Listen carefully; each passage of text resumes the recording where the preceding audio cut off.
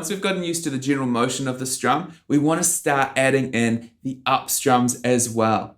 We're going to count these as 1 and 2 and. The ands are the up strums. We don't tap our foot on the ands. They just stay on the beat, on the numbers. So it's going to look like this. 1 and 2 and 3 and 4 and. And the ands happen on the up strums. Now, this is going to be harder than just doing down strums. This is really going to show whether or not we were keeping the strings in the middle of our motion.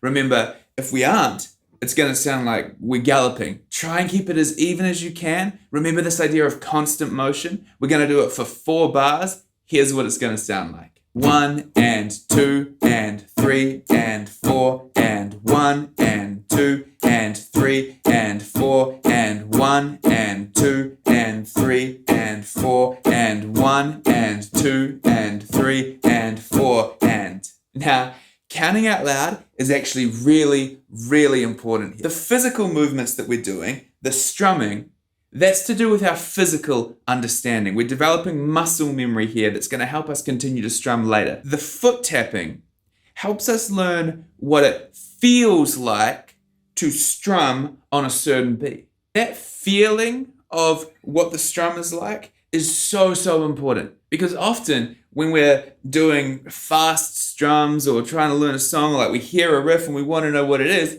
it's too quick for us to think and try and figure out what's happening. But if we know what it feels like, then we hear it, we feel it, and we're able to play it.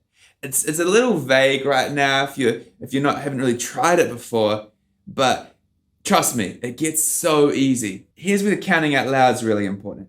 The counting out loud helps us connect our intellectual understanding of what's going on with the physical understanding of the muscle memory that we are developing. When we count out loud, we hear ourselves saying the beat. Counting out loud is a lot more tangible than just thinking it.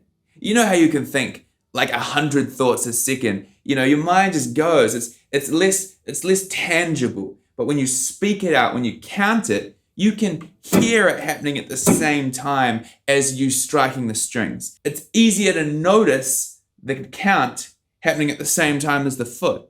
We're able to perceive everything happening at the same time when we count out loud. If we just do it in our head, it's a lot harder to do that.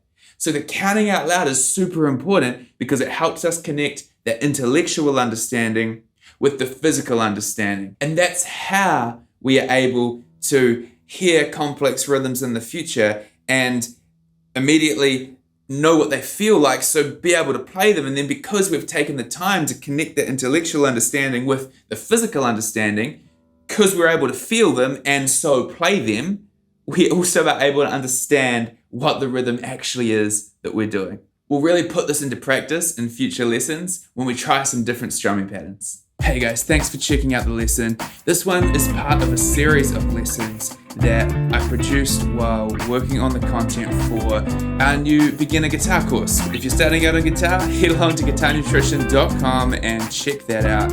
And if you want a free Zoom lesson, go over to the website, guitarnutrition.com, and sign up for the newsletter.